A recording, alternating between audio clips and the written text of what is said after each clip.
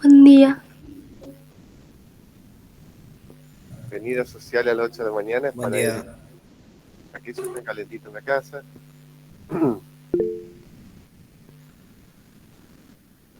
Bueno, lo que vamos a hacer nosotros, vamos a retomar el tema de la clase pasada. Estamos viendo la evolución del proceso de salud, enfermedad, de atención.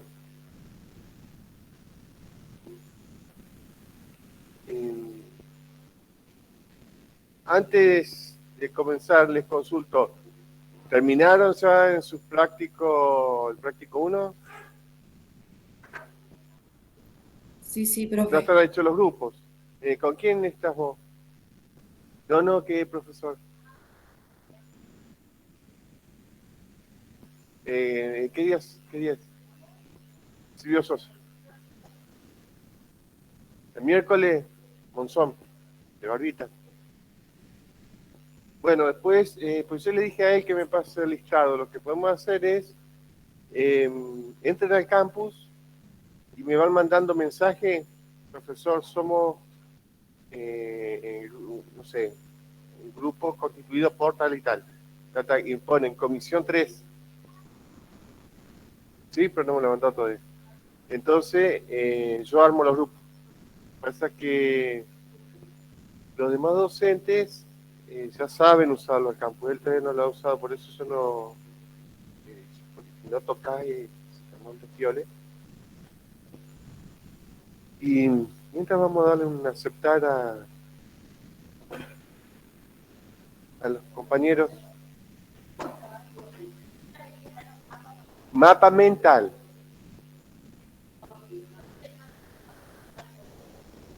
No. Ah, bueno, vamos a hacer una aclaratoria que le va a servir para todo. Yo cuando tuvimos la ambientación, no veo dónde están los que quieren entrar. Bueno, ya aparecieron algunos.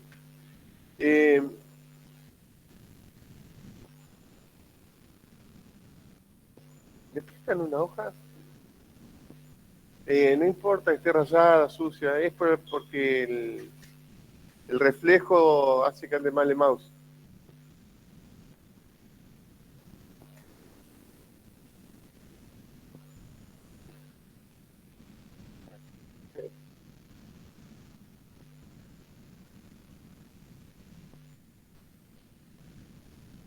No.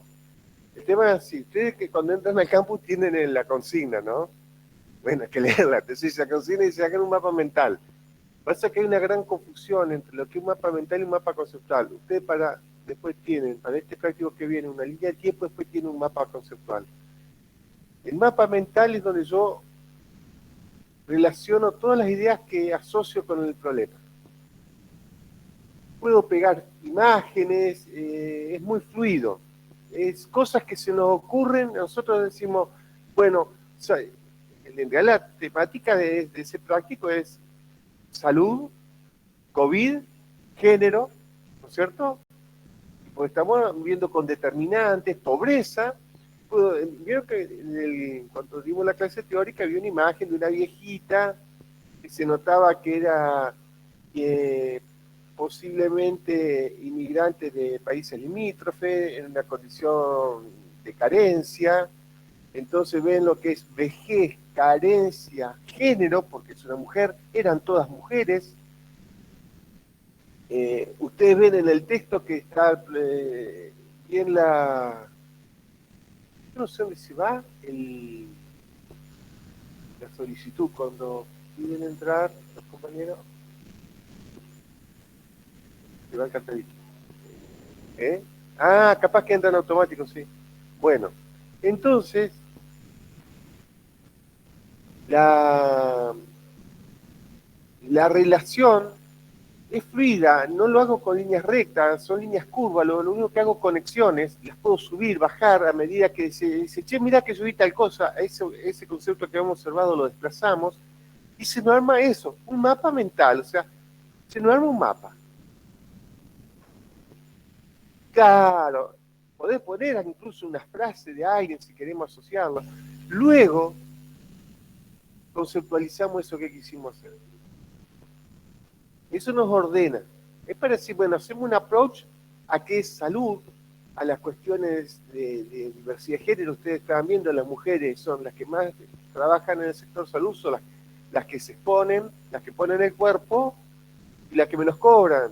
Entonces va apareciendo todo lo que es la inequidad, pero eso lo voy profundizando más adelante, pero nos permite eso, hacer ese panorama. Ese era el ejercicio. Todo lo que ustedes pueden relacionar y vincular con lo que quieran, porque es fluido, es algo, y al ser muchos, son muchos, si a uno mismo se le ocurrirían infinitas cosas, imaginen a 5 personas. Los grupos, hasta 5, no más. Son 6, pueden hacer 6, dividen 2 de 3. ¿Por qué?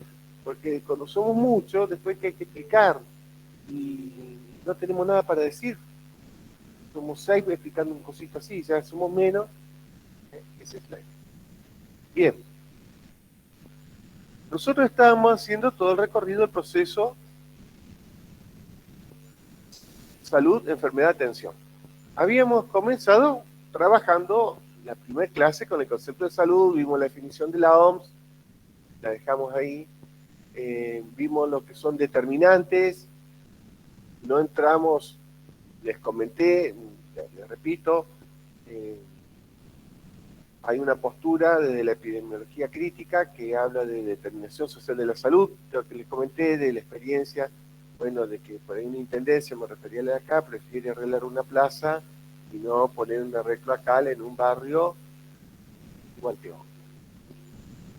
Una determinación social, o sea, hay alguien que decide por qué hacemos esto y no otra cosa. Por eso dicen determinantes como inocuo, bueno, sí, son cosas que están y no están, y nos salimos todos del plato, ¿no es cierto? No nos hacemos cargo de decir, bueno, pero esta gente con pobreza, imaginen hoy frío, el acceso a la energía, ¿es una determinación social o no? Hay gente que, niños que por ahí no han dormido bien y hoy tienen que ir a la escuela, se va sin desayunar, se va complejizando la cosa. Entonces, podemos optar por la salud. Y bueno, sí, si no quieren laburar. Bueno, eso no lo podemos decir nosotros. Estamos estudiando. Si eso lo puede decir una persona atiborrada a sus prejuicios, expresa, pero no está dando una propuesta, hace un comentario de eso. ¿Lo podemos compartir o no? Pero cuando estamos analizando una problemática no podemos caer en ese absurdo. Sabemos que están estas personas en una situación crítica. Después, claro, que hay determinaciones que son de más alto nivel. Por ejemplo, hoy en Europa corren el riesgo de quedarse sin gas. Hoy, a partir del 1 de abril. Si no pagan en rublos a Rusia el gas, les corta el gas.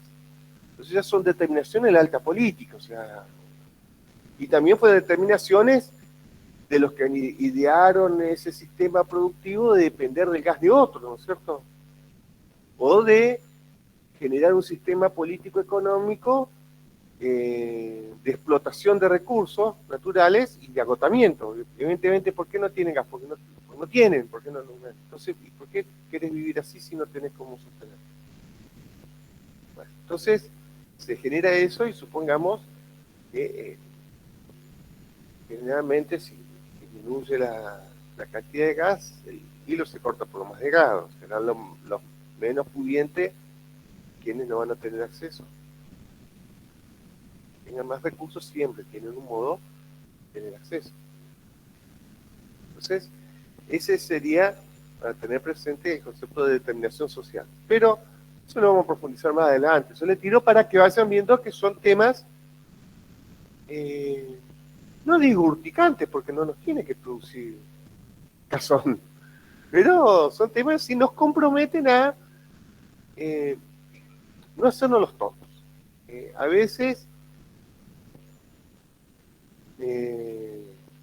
hay temas espinosos que mejor no hablamos. Bueno, pero en el momento en que hablaba. Entonces necesitaba, el tema espinoso era en su momento analizar la problemática del aborto. Bueno, ahí estaba el tema. Bueno,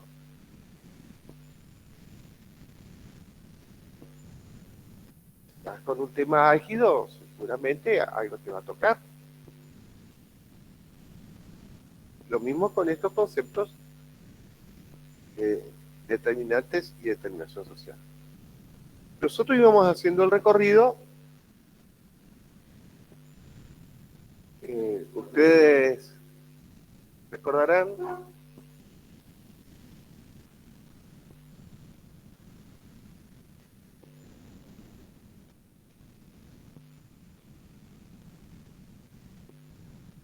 que anda todo mal.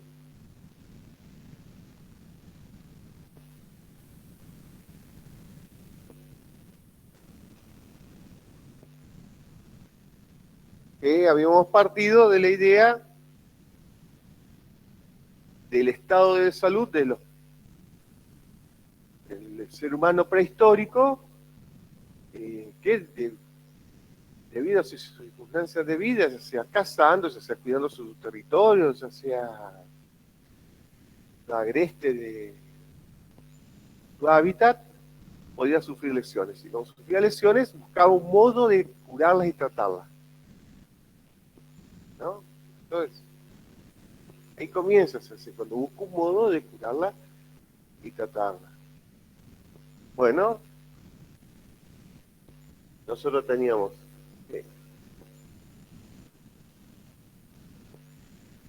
cuando las cosas están tan mal hay que reiniciarlas siempre, porque si no, no.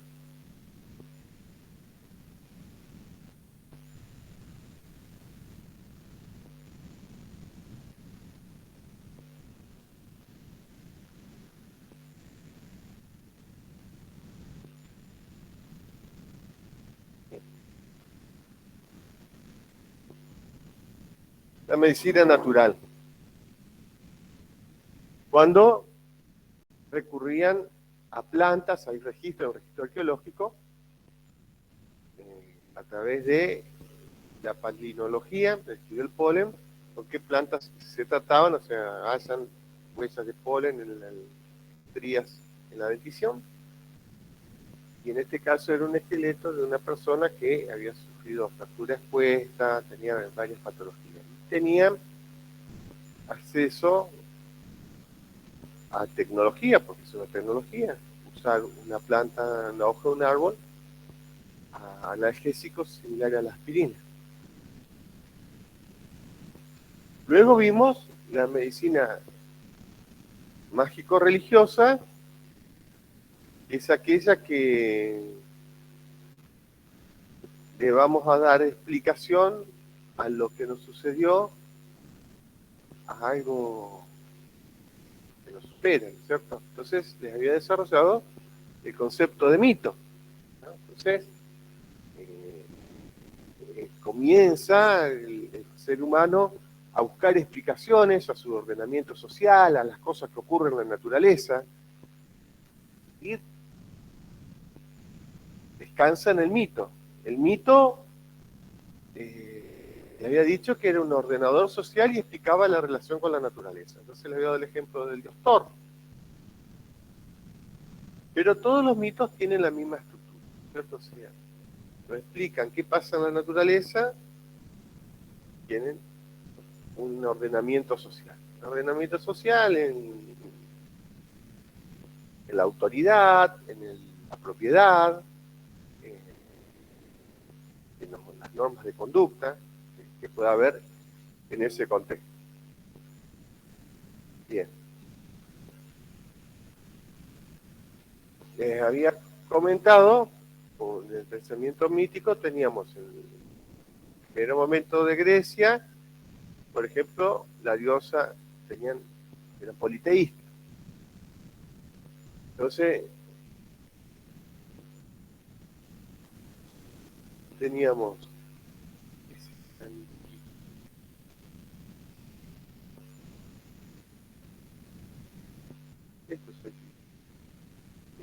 teníamos el dios Asclepio, que en Roma pasó a ser Esculapio, tradujo en Epione, tenía una hija, Higia. Higia es la diosa de la higiene, de la salud, de la higiene. Bueno, tenía sus hijos también relacionados con la salud, Polidario y Macaón, que estuvieron en la guerra de Peloponeso, y le había marcado las otras hijas, ¿no? Eso estaba con el área quirúrgica, con el prestigio y el dinero, eso no existe. Con el prestigio y el dinero, creería que el común de los profesionales de la salud le debe rezar a Eglín. Panacea, sería todo lo que tiene el prefijo pan, es general, ¿no? Todo lo cura. Y Yaso, relacionado con la clínica. Bueno, ahí, hasta acá habíamos quedado. No, habíamos visto esto. Luego, ya en la Grecia clásica, tenemos el pensamiento hipocrático. En el pensamiento hipocrático parte de Hipócrates, que él partía de una corriente de pensamiento que venía del mundo oriental. Entonces, ¿cómo? Estamos en Grecia. Entonces le expliqué cómo a través del comercio había llegado el pensamiento oriental, más precisamente de la India, la teoría de los 4 elementos. Entonces la teoría de los 4 elementos estaban compuestos por tierra, fuego, aire y agua. Hasta acá se va entendiendo. Entonces a partir de la teoría de los 4 elementos dice, bueno, nosotros en el medio interno, se refiere al medio interno, está compuesto por bilis negra, bilis amarilla, sangre y flema.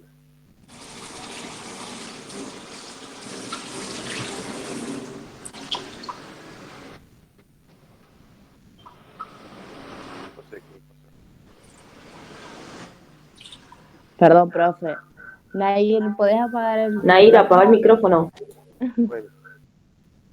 Entonces, de la bilis negra nos daba el carácter melancólico, colérico, la bilis amarilla, sanguíneo, sangre obviamente, y el carácter flemático de la flema. Es lo que hablaba que tenía que haber un equilibrio en el cuerpo y todo cambio en el estilo de vida producía modificaciones en el medio interno. Entonces tenía como un principio naturista. Nos solucionamos nuestros problemas con la alimentación. Él decía que cualquier desorden en nuestro estilo de vida producía cambios en el equilibrio de estos elementos. Estamos hablando 500 años antes de Cristo, es bastante razonable el razonamiento. Entonces, se refería a una vida disoluta, ando de noche, vivo chupando, bueno, voy a tener un cambio en el interno. Si una vida ordenada, practico deporte, en Grecia estimulaban, ¿no? No por nada las Olimpiadas se originan en Grecia. Tener una vida ordenada, sana, con una buena alimentación, el medio interno va a estar equilibrado. Entonces lo que tenía que hacer el médico es buscar ese equilibrio, de una forma natural. Él se oponía a la intervención quirúrgica. Lo hemos visto en el ejemplo de la Ilíada, los hijos de Asclepio, Macaón, cirugía de arreglar los huesos, todo en la guerra del Peloponeso, pero él estaba en contra de la intervención quirúrgica.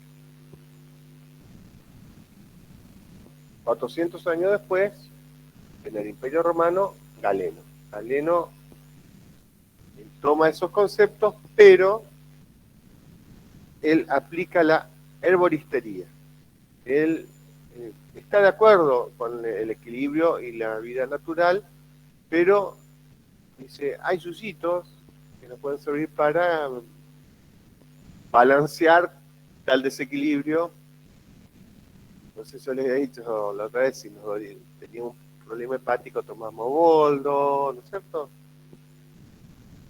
Y hay yuyitos para todo.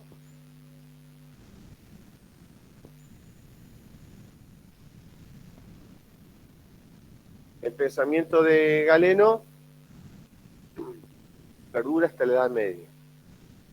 En la Edad Media teníamos una situación un tanto ya más compleja. ¿Se acuerdan de cuándo comienza la Edad Media?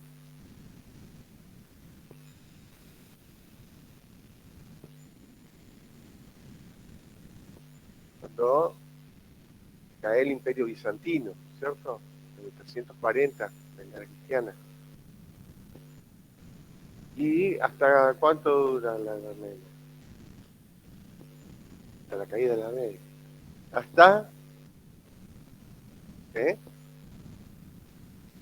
Y dura hasta más o menos 1400, 1500, quizás estamos en la baja Edad Media, se está terminando. Entonces, verán que es un periodo muy extenso la Edad Media. Estamos hablando de más de 800 años. En ese periodo pasaron infinidad de cosas. Pero el pensamiento dominante es cristiano en la Edad Media cristiana, ¿no? Porque a partir del año 670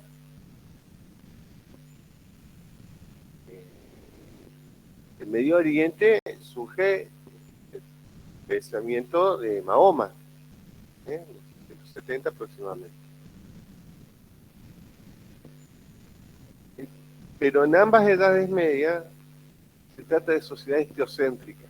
La sociedad teocéntrica a lo que se refiere es todo lo que hace, todo lo que piensa, está vinculado a una deidad, a Dios. Se centra en Dios. La búsqueda de las personas son cómo nos relacionamos con Dios. ¿Cómo hago en mi vida para llegar a Dios? Por lo cual, la salud en este periodo no va a ser ajeno a ello. Se trataban de darle un sentido. Esto después lo vamos a retomar cuando veamos las corrientes epidemiológicas, pero vamos entrando en esto. Se trataban de dar un sentido. En la Edad Media surgen los hospitales, ¿no? Hospitales viene el concepto de hospitalidad, que le daba alojamiento. Lo que no estaban destinados era la cura de las personas. Estaba destinado a la contención. Bueno, te vas a morir. Vas a morir en gracia de Dios y no. Ese era el pensamiento dominante. Por eso no hubo tantas búsquedas más relacionadas a la cura, sino de darle sentido a la enfermedad, al padecimiento.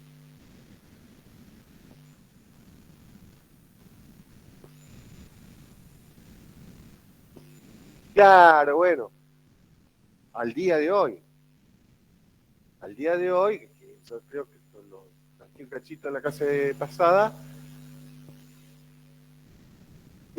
muchos manifiestan que, bueno, ahora ya pasó, pero el pleno de la pandemia, como que era un castigo de Dios para los creyentes en Dios. Para los ecologistas, de la naturaleza se lo está cobrando. O sea, un castigo había. El castigo tiene que estar presente. No, fuera de joda, es interesantísimo. No sé si ustedes han visto por YouTube. Me gusta a veces paviar buscando esas cosas. Y hay cada grupo de gente que dice cada cosa. Pero es interesante cómo está metido en nuestra trama social la idea de un castigo. Porque para las corrientes de la religión que fuera, era un castigo. Y los que no tienen religiones, también, alguien castiga, la naturaleza se lo cobra, y va a haber un cambio social, después de la pandemia, ya no va a ser lo mismo, y acá estamos todos, no sé, o sea...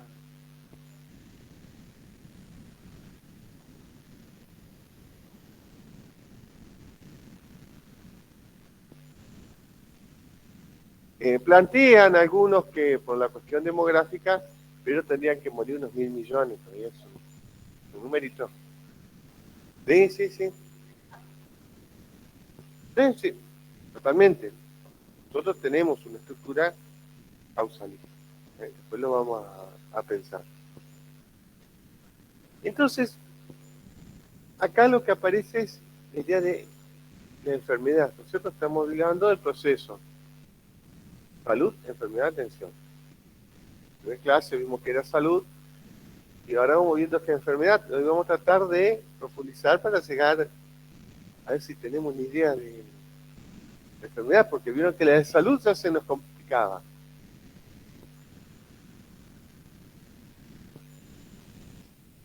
Pero la teoría predominante va a ser la teoría de los miasmas. La teoría de los miasmas sostenía que a través de los ambientes pútridos, por ejemplo un basural o ambientes donde exista descomposición, surgen esos vapores, y surgen, ¿no es cierto? Nosotros sabemos porque se generan gases, surgen esos vapores enfermantes, que son los miasmas. Y los miasmas vuelan y eso enferma a las personas. Es por esto, que le había dicho, ¿cuál fue la epidemia que arrasó en la Edad Media? La peste negra. Los médicos, esto es un médico, los médicos se ponían esa máscara que es hasta terrorífica, pero es como una máscara donde tenía así como ese pico de tucán con algodones y éteres para que lo protejan de respirar los miasmas cuando iba a los enfermos. Cuando iba a ver, el enfermo es un médico y nos da esa imagen tenebrosa, así que si estabas padeciendo en esa época y se te caía, sí, ya está, ya me morí, ¿qué le vas a hacer? Bueno, ya sobre el final de la Edad Media, y cuando vamos a comenzar en la Edad Moderna, surge otra corriente de pensamiento que es el higienismo.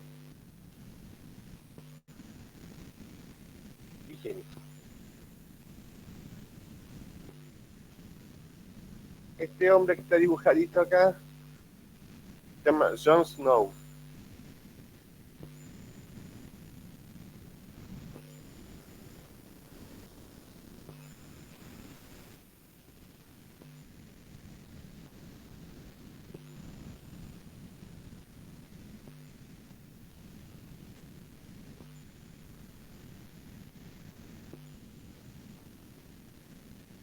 Jon Snow.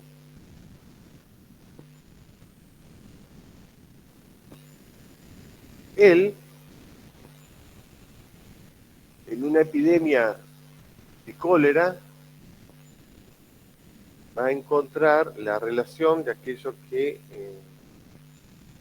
afectaba a una población y no a otra. Entonces hubo una epidemia de cólera que arrasó en Francia, en Inglaterra, estamos hablando de 1832.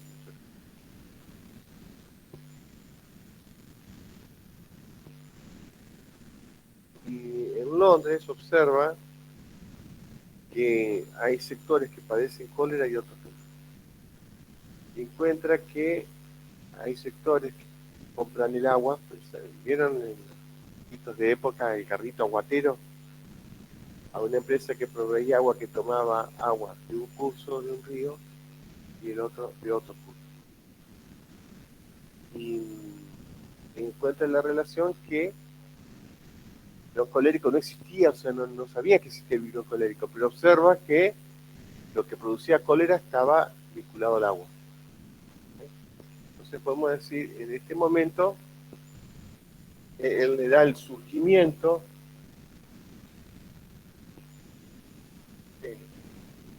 a la epidemiología, del higienismo. el higienismo lo que va a tratar de buscar modos de entender, modos de visualizar aquellos que enferman las poblaciones, pero ya ven que con una estructura más académica, más ordenada, él era estadístico, matemático.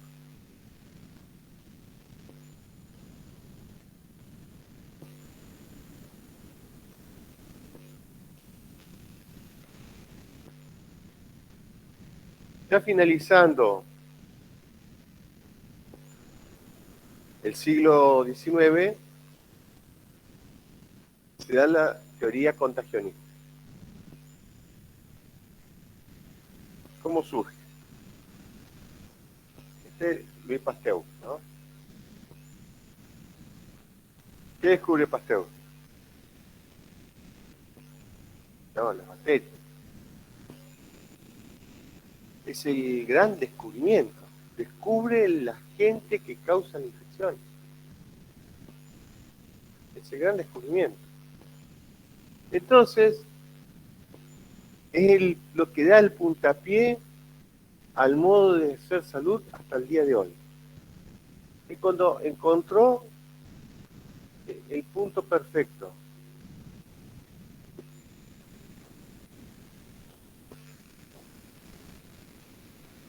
a ver, tenemos, no sé,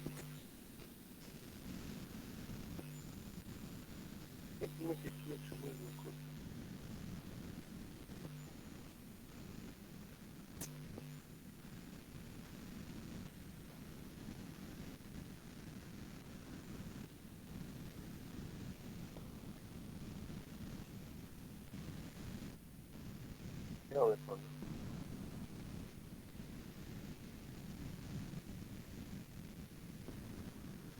Vamos a ver.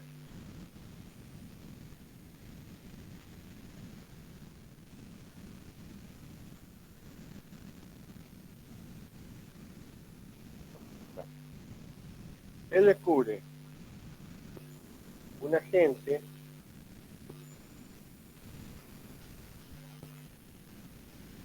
el agente sería, si descubrió la bacteria, ¿qué sería el agente? La bacteria. ¿eh? El modelo agente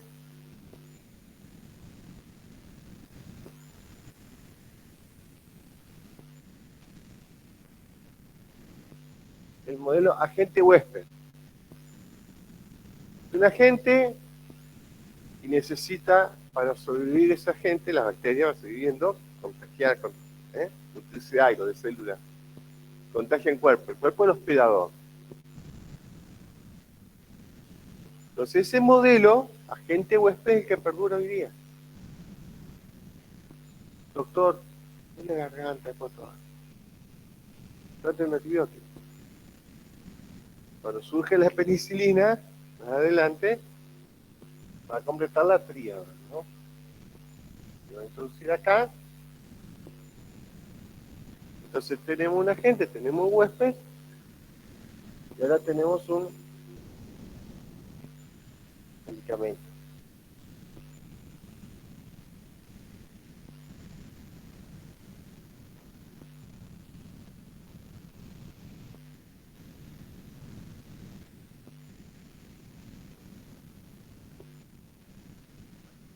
Entonces, la teoría contagionista es, ahora que aparece, hay un agente que contagia, vamos a generar condiciones para evitar esos contagios. Pero este modelo va a dar, bueno, el modelo agente huésped que estaba acá,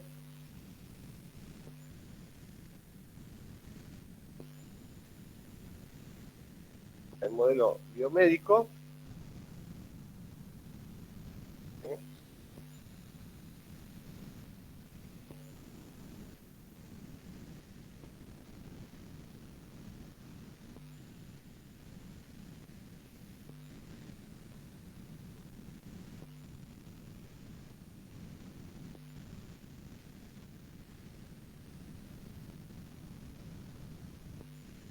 Este modelo psicosocial.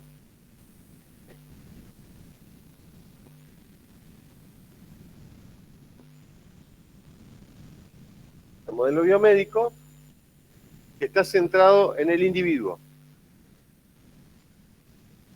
Está centrado en el individuo. ¿Por qué? A raíz de esta premisa. Yo tengo un agente y tengo un huésped, hospeda a una persona. O sea, se hospeda en una persona, en un individuo. A partir de ahí, este modelo va a estar centrado en el cuerpo. Considera a la mente y al cuerpo entidades separadas, se centra en lo biológico. Se va a dar características del surgimiento del positivismo, o sea, en la modernidad, cuando desarrollemos modernidad, vamos a ver que se da como estructura de pensamiento la explicación, el modelo de explicación científica, la ciencia positiva. El positivismo, en resumidas cuentas, dice: es explicable todo lo observable, todo aquello que yo puedo mensurar, pesar, tocar y medir. Eso es pasible de ser abordado científicamente. Entonces yo digo, hablamos acerca de la existencia del alma. No, eso no es científico porque no puede pesarse, tocar y medirse. Entonces corresponde a otras ciencias o disciplinas de pensamiento, teológicas.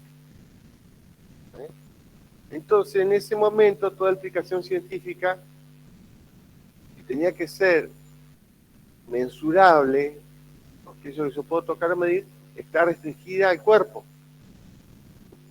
Incluso la psicología pertenecía más a la filosofía. No se puede empezar a tocar o medir los pensamientos. Bueno, ese era el surgimiento del positivismo. Y entre sus objetivos, en el modelo biomédico, era curar la enfermedad. Bueno, es un modelo unicausal y la enfermedad se produce por una sola causa. Eso ya lo entendemos. Lo van a tener en material, así que tendría que presten más atención que escribir. Después, cuando habilite, está en el material. Lo que estoy en la duda es si hacerles un resumen. ¿Lo pudieron leer al resumen del primer trabajo? Vos lo leyeron, ¿no? ¿Les pareció asequible? O sea, ¿se entiende? ¿O purgaron la otra bibliografía? Hay dos. Está uno de la materia de necesidad de Masnif y está todo el que viene con determinantes, curso de vida, las definiciones. Yo no lo comparto, lo hago, pero no comparto esa idea. Para mí sería mejor que lean más. Pero bueno, como estamos en esta situación, que han venido después de 2 años estudiando y aprendiendo de otro modo, estos más breves, por la virtualidad, no tiene sentido que se meta de golpe en la bibliografía. Yo se las dejo abajo, sugerencias, una bibliografía base por si quieren leer. Yo les recomiendo. O sea, uno cuando más está en primer año lo que quiere es zafar materias. Pero bueno, ahí la tienen. No los van guardando esos textos y un día si los leen. Bueno, luego, el modelo agente huésped ya más avanzado en el tiempo, avanzamos tanto, acá estábamos 1890, acá vamos a estar 1970, surge el modelo biopsicosocial. El modelo biopsicosocial, para abordar la enfermedad, la atención, proviene de la psiquiatría, de aquel que acá estaba excluido. Está excluido porque no puede ser objetivable, o sea, no puede ser considerado como objeto. En la estructura de pensamiento dominante no podía aparecer, no podían hacer. Ahora, con la evolución de las corrientes epistemológicas, ya en los 70 se produce un cuestionamiento a este modelo y otro tipo de soluciones. Entonces, acá lo que hay es un abordaje integral del paciente. El cuerpo se encuentra en un modo integral con el medio y el cuerpo-mente, ¿ves? Hay una corriente epistemológica, se llama la corriente sistémica, o activa esa, que considera la mente como toda una cuestión integral. La mente, el cuerpo, mi psiquismo y el medio donde estoy. Eso me configura. Yo creo que les dije algo. Entonces yo soy acá de una manera. Estamos en una clase, estoy dando clases, ustedes no me conocen. En mi casa soy de otra manera. Cuando estoy en una oficina por ahí charlando con muchachos administrativos que me conocen hace mucho, no soy otra persona, pero estoy en otro contexto, entonces la mente se configura de otra manera. Lo mismo ustedes. Yo salgo, seguramente van a ser distintos. Una cosa es estar con el profesor delante, otra cosa. Entonces hay algunos hace un chiste y se muestra cómo es, como es en esa circunstancia, porque no deja de ser en otras circunstancias. Lo que pasa es que cambia el medio, cambia el contexto. Entonces la mente como una integridad, ¿no? Siempre se considera la mente, si digo la mente, está más relacionado con los pensamientos, más nos tocamos la cabeza, ¿no es cierto? Si no, y conocer conoce todo el cuerpo. Yo digo, ¿cómo conocemos o cómo pensamos? Y lo asociamos con una actividad neuronal en el cerebro. Tenemos una infinidad de redes en nuestro cuerpo que se comunican entre sí. Hay corrientes de investigadores actuales, científicos, ¿no? Plantean sobre los dos cerebros y que sobre el corazón. Entonces dicen, ¿cómo comunica el corazón?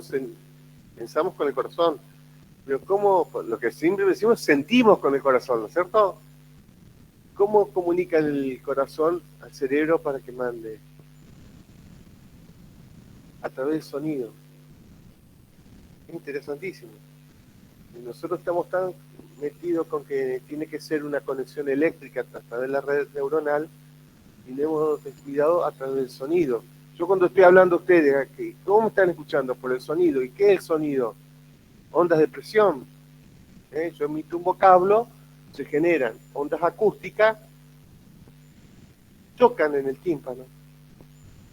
Y ahí las redes neuronales, pero es a través de ondas de presión. Bueno, eso mismo hace el corazón y uno percibe. Yo estoy tomando un examen, bueno, hace rato que no tomo el AL, debería ser este año, y percibo el miedo de un alumno, por más que lo percibo, porque el corazón está, lo percibís.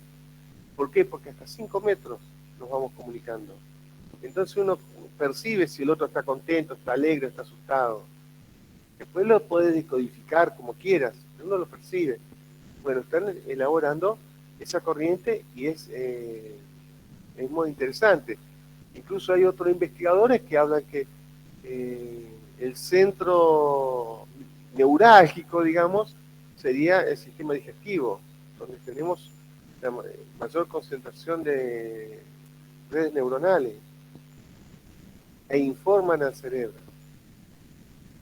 Bueno, entonces fíjense qué tan amplio es el concepto de mente. A lo que voy es cómo vemos cómo informa el entorno, cómo constantemente nos vamos nutriendo de información que por ahí no la podemos decodificar. Como no la percibimos, la percibimos, es decir, como no podemos dar cuenta de ella, la negamos, pero está. Bien. Así llegamos a la actualidad y con esto le estoy planteando, decir, hoy hay modelos ecológicos, que trabajan más en epidemiología. Modelos ecológicos que abordan desde esta perspectiva toda la relación problemática, por ejemplo, con la pandemia. Si se ponen a pensar un poquito, pueden ver la cuestión de la pandemia como una problemática ecológica. Ahora, cuando yo le digo ecológico, después lo vamos a profundizar, no lo asocien con lo silvestre, porque está muy asociado la ecología con lo verde, ¿no? Yo además le digo, dibújenme algo relacionado con ecología, me pueden dibujar un árbol, un pájaro, un río, un valle. ¿Y a qué no aparecen hombres? No, porque el hombre es el que agrede la ecología. Bueno, por los ecosistemas primero están definidos por hombres, el ser humano genera, define el ecosistema, participan. Entonces, los ecosistemas, esto es un ecosistema. Es un aula virtual donde para que funcione este aula en una clase teórica común, podría estar prendida en una pantalla, porque yo quería dar con pantalla así, no con cañón. Podría estar en una pantalla, no usamos el micrófono. ¿Dónde?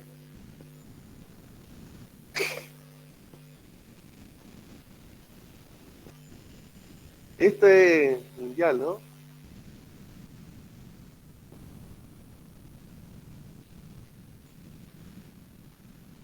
Bueno, qué mejor explicación de ecosistema que es la mosca interactuando, ¿no? Fíjense. Hay una película, se la recomiendo, búsquenla, no sé, para el estilo Chile que ven ustedes, pero es de los 80, 1986, Brasil, con Z, Brasil. Y es muy buena película. Buena peli, bro. ¿La viste? La había visto que había ganado un par de premios y estaba muy destacada. Bueno, vean Brasil con Z, muy buena. Y todo comienza con una mosca. Es un mundo futurista, ¿no? Y muy distópico. Hay como computadoras, pero trabajan como máquinas de escribir, porque antes era máquina de escribir. Bueno, y se apoya una mosca en una tecla y cambia el orden de un tipo y le cae en todo el sistema de control social, y le cae en un tipo equivocado y lo tortura. Es muy bueno.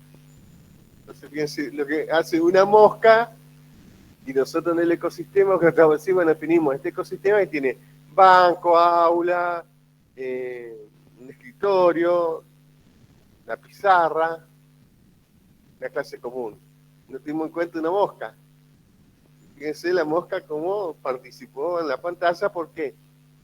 Porque hasta ahí era la clase común, pero una clase híbrida, los compañeros que están conectados, se le apareció todo eso en la pantalla y dice, ¿qué está pasando acá? Si vos le decís, no, es una mosca que está tocando la pantalla, no lo van a creer. Sinceramente, no lo van a creer. Y es una mosca, ¿no? Y es más, si lo contamos, nada, van a decir como bien. Bueno. Hasta acá venimos con este proceso. Ahora vimos que hay una cuestión que es la enfermedad. De eso se trataba. Uno lo trata de forma individual, ahora lo tratamos de un modo ecosistémico. Ampliamos el criterio, pero ¿qué es la enfermedad?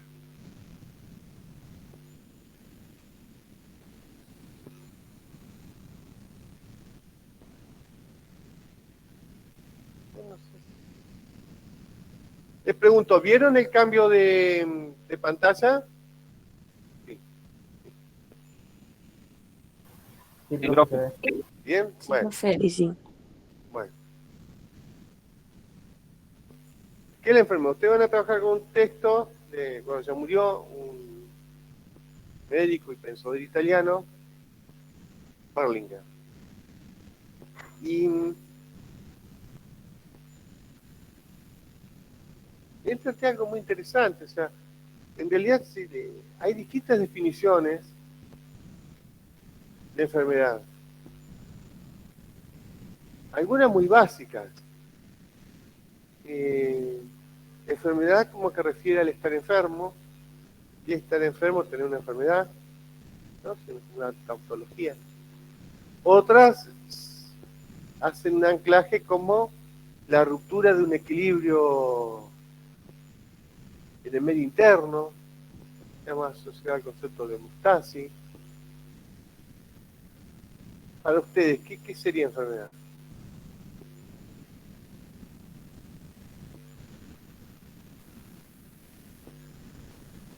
Yo creo que es un desequilibrio, digamos, interno, como usted dijo. ¿Eh? Es un desequilibrio interno. Un desequilibrio interno. Esa es una persona. Emilia dice que es La pérdida de salud. digan, porque no es un examen. En un examen les voy a preguntar eso más puntual. Esto es Porque, digamos, en la definición de salud, es-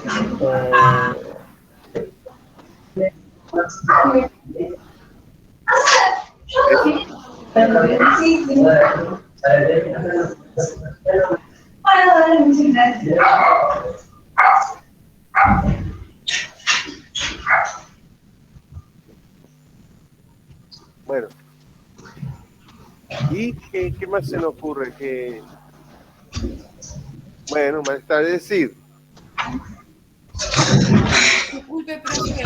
sí, Pamela, ¿puedes apagar el micrófono, por favor? mi micrófono. ¿El de todos? No, Lo que no, pasa profe, solo le pedí a una compañera que silencie, porque se escuchaba.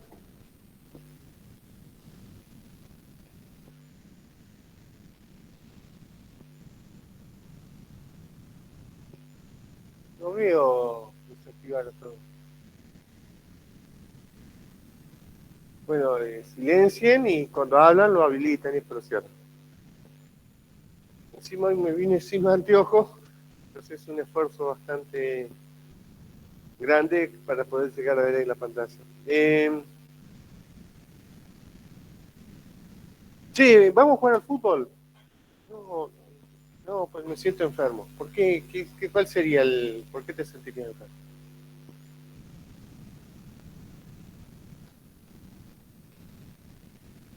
Bueno, una afección, un dolor, ¿no es cierto? Bueno, ahí. ¿Y qué más nos haría sentir enfermo? diferentes malestares. Malestares, claro. No necesariamente deben ser invalidantes. O tenemos enfermedades. Sí, sí, no, en este contexto tenemos distintos tipos de enfermedades. También podemos tener enfermedades crónicas. Ahí cambia la cosa. Una cosa es tener una indisposición temporal y otra algo permanente. Un paciente oncológico. Hay cuestiones acerca del sostenimiento del tratamiento en el paciente crónico, es decir, bueno, en una pequeña infección, si estamos en modelo biomédico, tomás el antibiótico.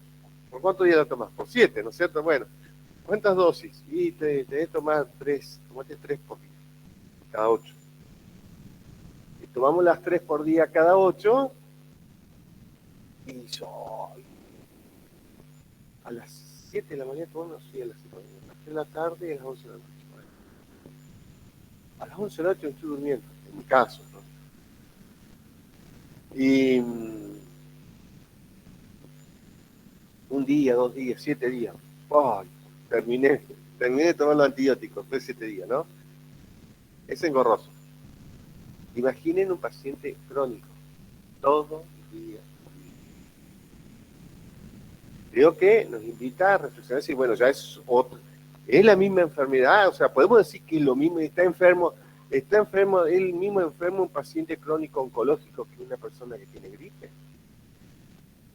Y no, porque uno es temporal y el otro es dura, digamos.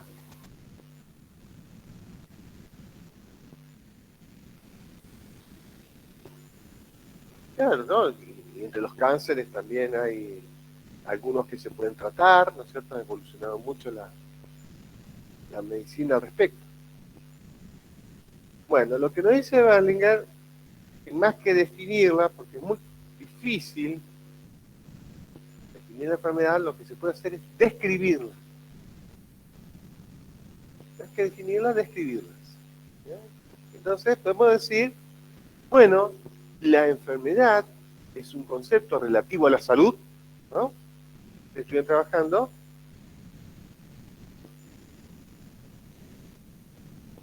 que debido a su amplitud de criterio dificulta su definición, pero puede facilitarse su entendimiento a través de una descripción.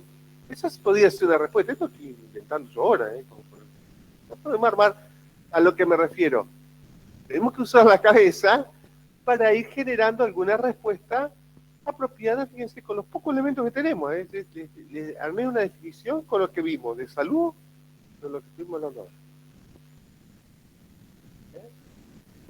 Entonces tenemos que animarnos a usar un poco el lenguaje, las palabras, y asociar con 2 o 3 conceptitos que los tuvimos presentes acá, que no son rebuscados porque hablamos un concepto, salud en general, nosotros, términos en general, pudimos hacer una aproximación a un tema de difícil descripción, no, de difícil acepción, es decir, bueno, ¿cómo lo explicamos?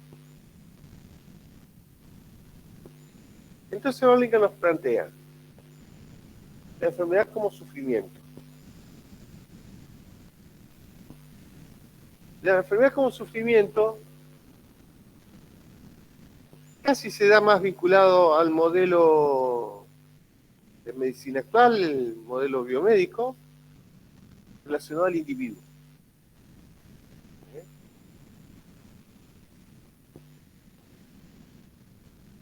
Quiero ver ahora. Yo quería hacer una propuesta para los alumnos que están conectados más que nada. ¿Les parece que descansemos 5 minutos, se desconectan, van al baño, preparan el mate? Son las 9 y 9 y 10, a más tardar están todos conectados. ¿O pueden apagar? ¿Les parece? ¿Ustedes también quieren tener un recreo? Sí, sí, ¿Por qué? Sí, profe. Porque después de estar conectados ya más de 50 minutos, se produce una alteración mental, que no te concentrás lo que querés. Entonces digo, se desconectan y vuelven. Y ustedes salen, caminan y vuelven. Es un ratito y lo que nos implica nada más es concentrarnos más al regreso. O se quedan acá si no tienen que salir, qué sé yo, pero chicos, prepárense un mate, se sacan el auricular si tienen auricular, todo eso. Dale. Bueno, Bueno. profe. Dale, gracias. Bueno, profe. Les comento. El mate suma puntos.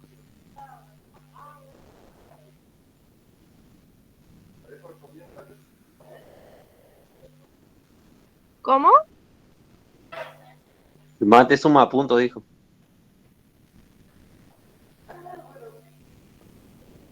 ¿El mate o el martes? Oh, el mate, el mate. El mate.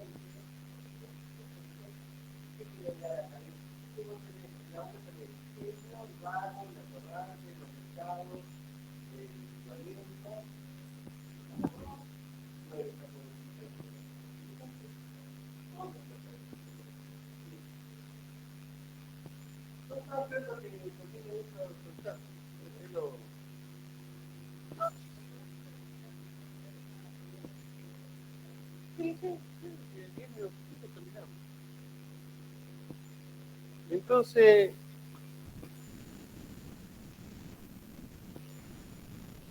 el planteo que a todos nos da la cabeza, y bueno, lo que estaba hablando recién, uno lo hará más rápido, otro más lento, pero todos pueden.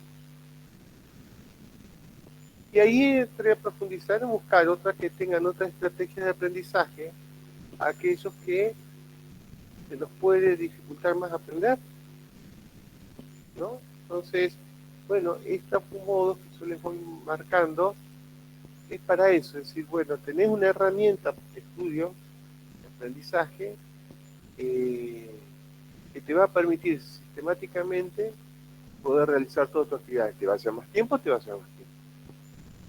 Pero que dentro de 5 años, 6 años va a estar ahí afuera, lleno de harines, festejando títulos, seguro. Entonces no es que... No, hoy en la universidad pública todos pueden estudiar y todos pueden recibir. Hay que buscar un modo. Entonces, bueno, lo decíamos, cátedras son más accesibles para que no. Vamos bien.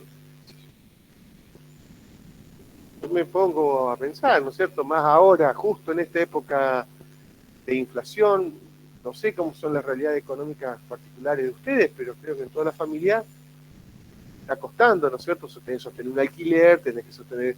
a mí me pasa, tengo 4 tíos. Entonces, acá rato, papá, ¿me mandas plata? Y si todo aumenta, vas a comprar...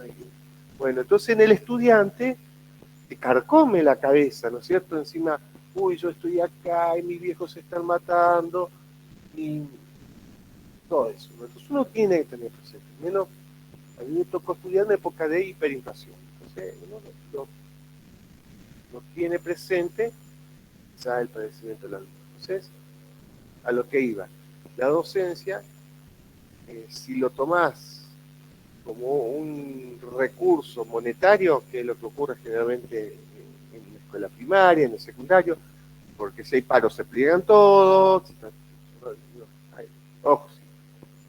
No estoy a favor de los paros en el sentido de derecho a reclamar por tu salario, pero velate. Yo, acá un paro, no sé si un paro.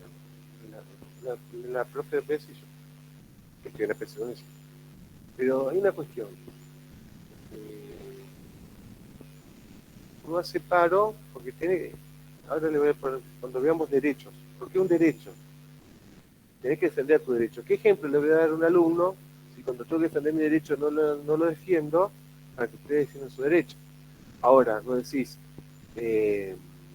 bueno, pero ¿y el estudiante? No te preocupes, el estudiante van a terminar sabiendo. No voy a hacer algo que los perjudique. El día paro, no voy a hacer algo que los perjudique. ¿Qué hago para que el estudiante no sea perjudicado? Trato de mejorar mis clases, doy buena bibliografía, armamos un campus bastante prolijo, acompañamos, buscamos alternativas. No se pudo la clase hoy, la damos el viernes, ¿les parece? ¿Entienden? Bueno, imagínense, la damos el lunes. Vamos buscando. Entonces, siempre se genera una alternativa donde todos salimos beneficiados. Bien. Entonces teníamos de Berlinger la enfermedad como sufrimiento. Esto va a estar relacionado a las condiciones de vida. Está relacionado al individuo y cada individuo se enferma de lo que puede enfermarse. Es interesante. Presten atención porque esto es importantísimo. Me duele la cabeza. Hoy no voy a cursar. ¿No? Después de lo que le acabo de decir, ¿cuál es el problema? Después arreglamos, bueno, después me está mal con las faltas, después arreglamos, me entregas un práctico, qué sé yo, su profe no me sentía bien, se quedó fue. Un albanil no puede decir, ay, hoy no voy a ir a laburar porque me duele la cabeza. Va y labura, aunque le duele la cabeza a rabiar, pero si no cobra, si no cobra no come. Un remisero no puede decir, no voy a laburar porque me duele, vamos a hacer algo kinésico, en la zona lumbar, el nervio ciático. Va y labura. ¿Por qué? Porque si no, no cobra. Si no cobra, no come. Entonces cada uno depende del lugar donde se encuentra, lo que puede enfermarse y lo que lo afecta. Después hay una íntima relación entre las enfermedades y las edades. Hay un periodo de edades donde más se enferma la gente y depende del contexto social.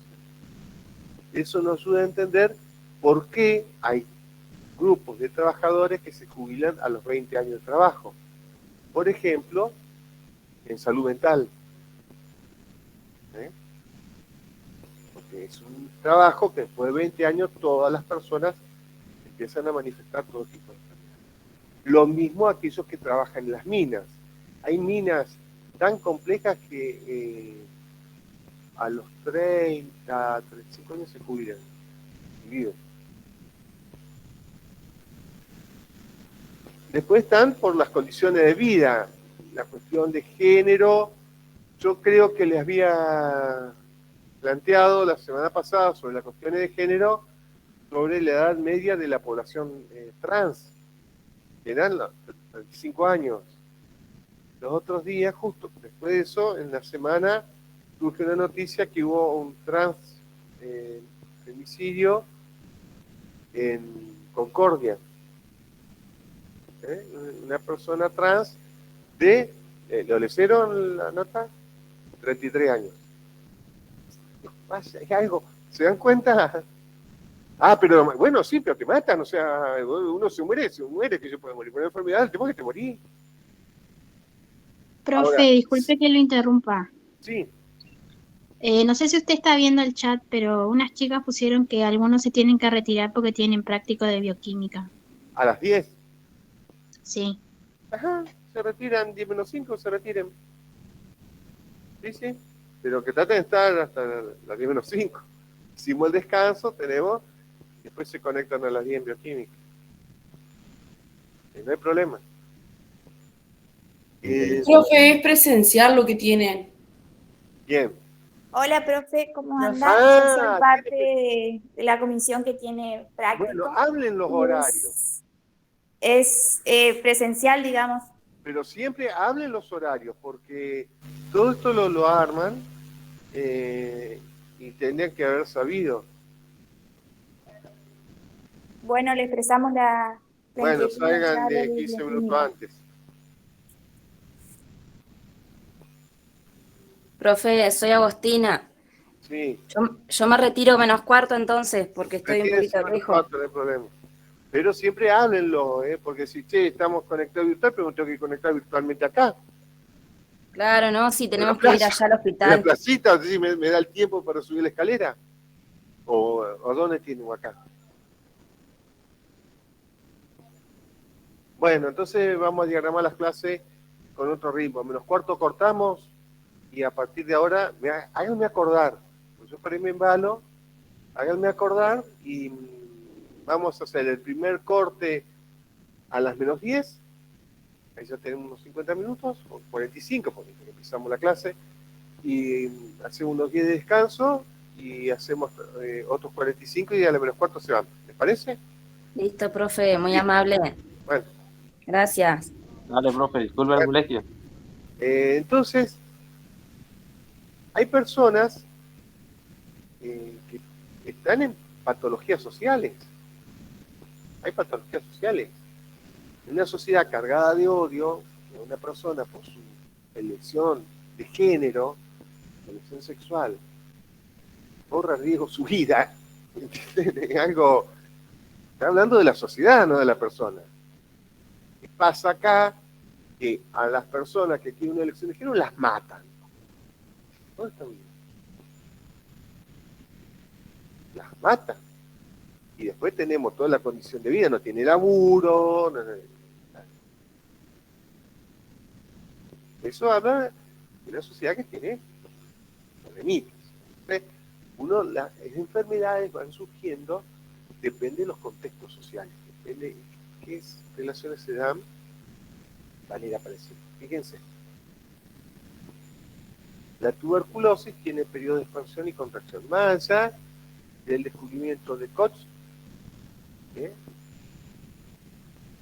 del bacilo de Koch, del bacilo de la tuberculosis.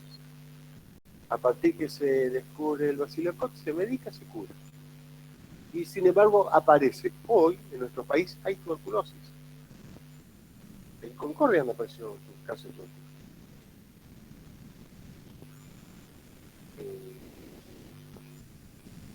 ¿Qué nos refleja? Las condiciones de vida. ¿Por qué? Ha tenido periodo de expansión, está bien, y de contracción. ¿Cómo? Claro, en periodo de expansión se deterioraron las condiciones de vida. Las personas enfermas se contagian, están más débiles, están desnutridas, se mueren. Periodo de contracción, ¿es contracción porque murieron todos? Guarda, puede ser. O porque mejoraron las condiciones de vida. Bueno, las condiciones de vida, las personas están más fuertes, se genera inmunidad comunitaria y se produce una resistencia a la enfermedad. Lo mismo, cuando se deterioran las condiciones de vida, proliferan distintos tipos de peste. ¿No? Entonces, de una población que tiene desnutrido, violencia, y bueno, te van a aparecer cada cosa. Cuando fue lo de la pandemia, estaba mirando la tele y estaban haciendo una nota en el Chaco. Y hacía una nota en los barrios. Y vos me decías, no puedes morir de cualquier cosa, no de la pandemia, de lo que sea. De lo que sea. El tema es cómo una población lo tiene tan naturalizado. No podés vivir tranquilo teniendo esa condición de vida en tu población. No podés, como ciudadano, no podés. Es aberrante. Bueno, sí, bueno, de hecho se puede, pues lo hacen. Entonces, de lo que sea. Entonces, va a estar relacionado siempre pensando este concepto de enfermedad con sufrimiento al individuo.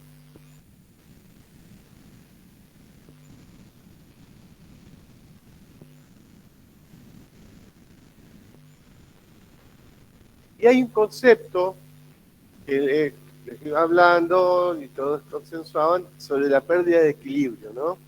Entonces está basado este modelo de enfermedad con padecimiento en el concepto de homeostasis. ¿Ven? Esto es una curva de homeostasis. Nosotros en el medio interno, cuando cursan fisiología, lo van a aprender, tenemos valores delta, ¿no? Una variación interna, donde oscila nuestra fisiología. Supongamos, cuando nos tomamos la temperatura, ¿cuánto nos da el termómetro si no tenemos fiebre? 36, ¿cierto? Nuestra temperatura basal, la que tenemos, la mínima que tenemos durmiendo, es unos 35,2. Si nosotros pasamos los 40 grados, generalmente, ¿qué nos puede producir? Convulsiones, nos vamos a deshidratar, se va a deteriorar el organismo. Si llegamos a 42 grados, haremos eso, ducha, porque si no, la vamos a pasar mal. Entonces tenemos un umbral en el medio interno de temperatura. Si la temperatura es menor, murió.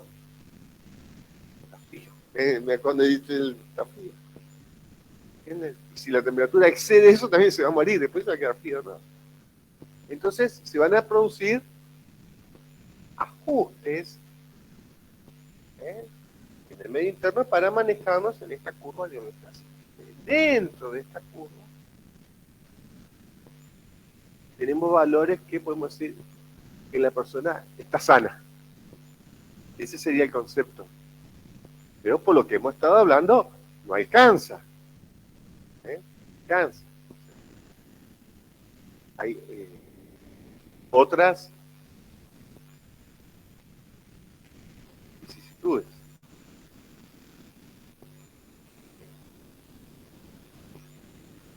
Y en la sociedad, vamos a prestar atención, vamos a tener dos elementos que nos producen enfermedades. Aquellas que son fisiógenas, es decir, los productos de la fisiología, herencia, y aquellas que son antropógenas. Es por acción antrópica del hombre. Estamos hablando de las personas que sufren discriminación, el bullying, las personas que padecen bullying, es una enfermedad antropógena. Hay un famoso caso, Si yo pongo, después también tenemos otro, si yo pongo una planta radioactiva acá al lado, y nos vamos a enfermar todo, no va a ser fisiógena, es antropógena.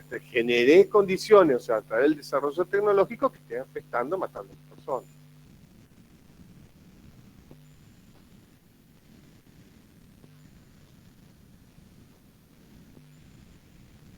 Entonces, esta era la enfermedad como sufrimiento. Vamos a la enfermedad como diversidad. Ahora estamos en relación con este.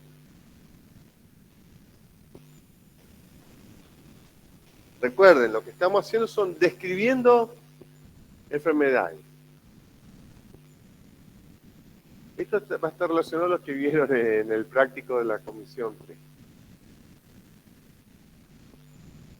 Con la modernidad se generó un concepto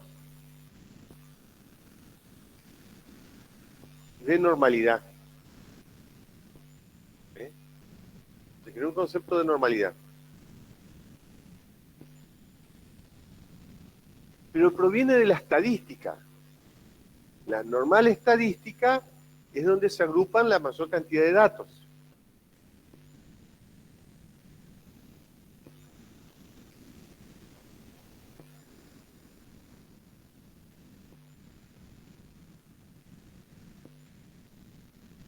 ¿Lo ven al cuadro? Es una curva Sí, profe. es una curva de crecimiento. Fíjense. El chico lo pesan y lo miden. Cuando eran chiquitos los llevan al pediatra y el pediatra te pesa y te mide. Tiene la edad, acá en este caso la talla, y la talla. Y dice, para tantos meses, ¿dónde cae? Ah, está de acuerdo a la edad. Es normal. En el percentilo 50, en el medio, serían los valores más normales. Después tenemos hacia arriba y hacia abajo.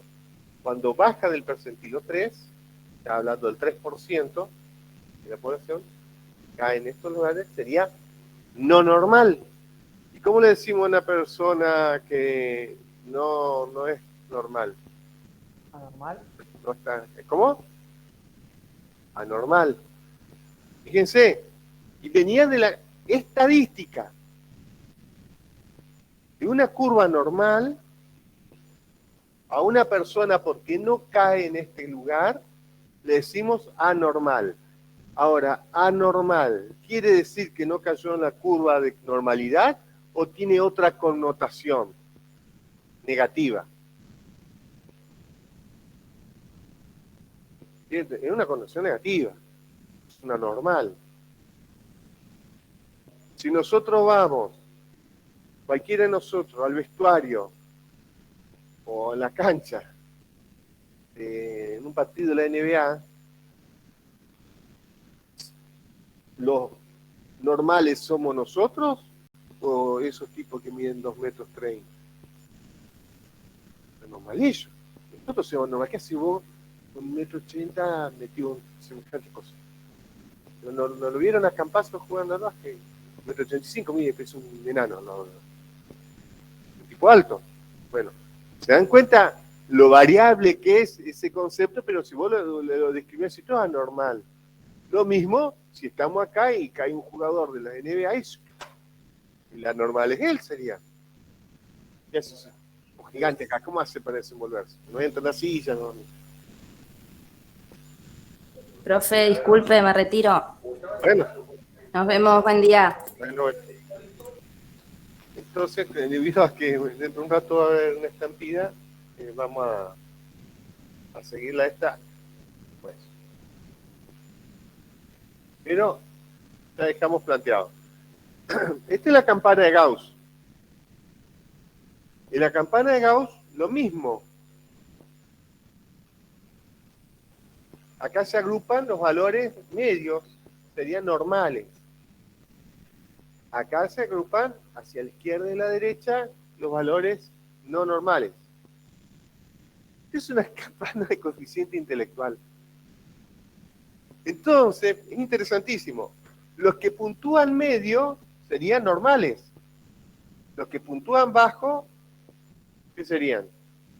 Anormales. Y los que puntúan muy alto, y anormal. Tú dices, ¿cómo? Pero anormal no era una connotación negativa. Entonces, ¿cómo es el tema? O sea, hay personas que caen fuera de la curva de normalidad. También decir, no, es muy inteligente, no, lo que se va a hacer. Y este es un súper anormal el que está acá. Brillante así. Ah, no, yo a mí dame acá la curva de normalidad. Yo no quiero estar con lo anormal acá. Bueno, ¿se dan cuenta? Esa connotación de normalidad fue llevado a salud. Lo vimos con el crecimiento. Lo vemos con una medición de coeficiente intelectual.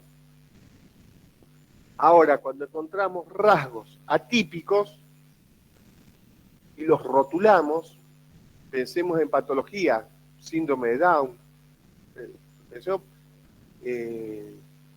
¿cómo antes se lo estigmatizaba? Mongólico. ¿Por qué? Porque tenía rasgos de mongoles, era por eso.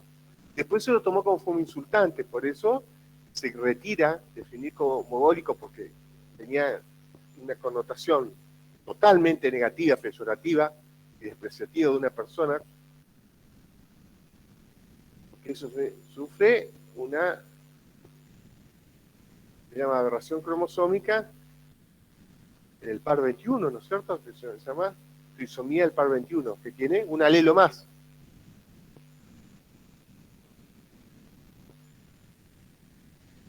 Hoy hay personas con síndrome de Down que incluso han terminado profesorado. ¿Sí? ¿Quiénes eran los anormales? La ley del sistema donde están incluidas esas personas no puede generar condiciones para que una persona con trisomía en el par 21 pueda tener una vida adecuada, pueda desarrollarse como persona. Ah, bueno, y no, que si no somos animales, cada uno por su cuenta. Estamos hablando de una sociedad, sobre una sociedad hay comunidades que han generado condiciones que personas con trisomía en el par 21 puedan tener una vida plena y no ser discriminados. Ahora nosotros estamos discriminados por cualquier patología, neurológica, mental. Con la patología mental hay horror en la sociedad. Y también con las patologías físicas. No es lo mismo una persona que pueda moverse por sí solo que no, que tenga miembros, o los rasgos particulares. Entonces, ese concepto de normalidad o anormalidad nos lleva a generar otras estrategias. Por ejemplo,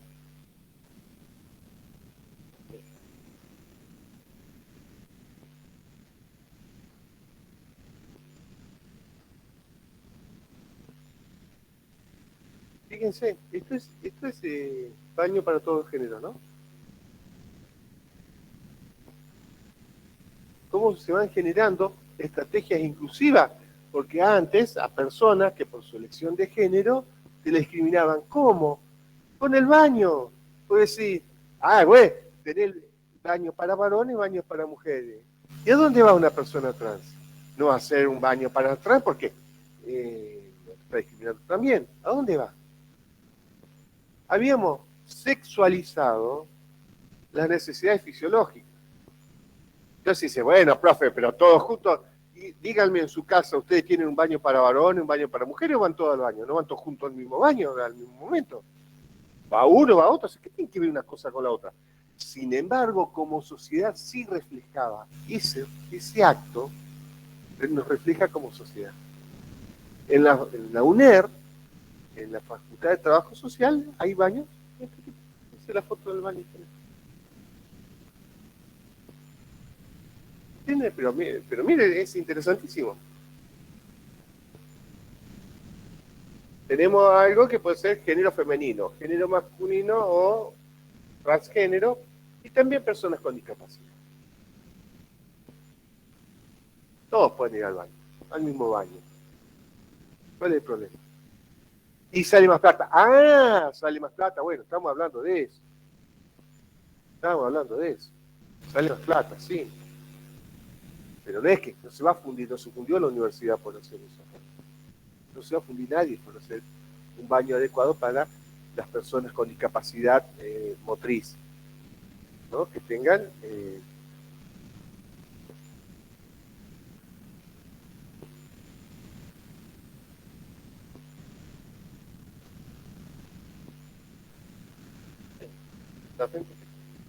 bueno, tiene toda la tecnología para las personas con discapacidad motriz. No se va a fundir, nadie se funde por hacer una cosa adecuada. Ahora, si quería tratar a las personas como animales, sí. Pero es que les queríamos que...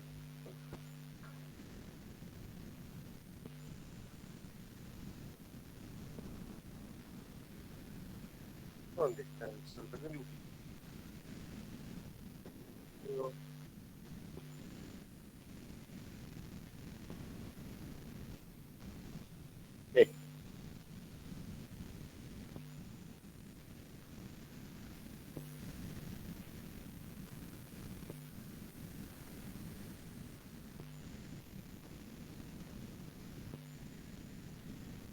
Fíjense en la arquitectura.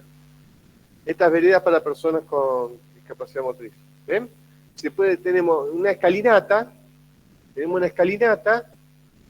se le hace arquitectónicamente, se pelan la cabeza a los arquitectos y desarrollan algo estéticamente agradable para que la persona pueda subir y no se vea obstruida por una escalinata. ¿Entienden? Entonces, vamos desobstruyendo ese concepto de lo normal y lo anormal. ¿Quién dice que es algo normal o anormal? Si nosotros lo único que nos está diciendo normal es la normal estadística, el grupo de personas, donde se agrupan los que más o menos están así, miden lo mismo, los otros son diversidades. Y somos todos diversos en realidad. Lo que pasa es que cuando trabajamos estadísticamente tenemos, se llama datos agrupados. Después hago una distribución de frecuencia y veo acá donde más se agrupan los datos. Eso es lo que nos da la normal. Entonces tengo del rango de 1,60 a 1,70, 20. De 1,70 a 1,75, 25. Bueno, entonces ahí me va dando el grupo y esto es normal, no normal. Voy armando esa curva. ¿Se entendió? Entonces esa sería la enfermedad como diversidad. Tenemos el considerar lo diverso como patológico. No es igual a mí, está enfermo. Es anormal, entonces no es como nosotros. Eso ocurre. Vienen unos gitanos acá y nos ponemos, no, son personas, pero no son como nosotros. Entonces, el horror a la diversidad. ¿Quién es el otro? Aquel que no es como nosotros. Nosotros tenemos que aprender a vivir con el otro. Pero decimos, sí, el otro. No, pero ¿quién es el otro? Aquel que no es como nosotros. Ese es el otro. Entonces nosotros lo entendemos todo. Bueno, entendamos aquel que, pero no se hace entender. Bueno, tratemos entre nosotros. De algún modo. Entonces, la enfermedad como diversidad. Y nos queda, que vamos a ver, total, ya con esto tenemos para empezar el práctico 2. En el próximo teórico vamos a ver la enfermedad como peligro, la enfermedad como señal y la enfermedad como estímulo. ¿Se entendió hasta acá? Bueno, que tengan muy buen fin de semana. Chao, profe. Chao, profe, muchas gracias. Hasta luego.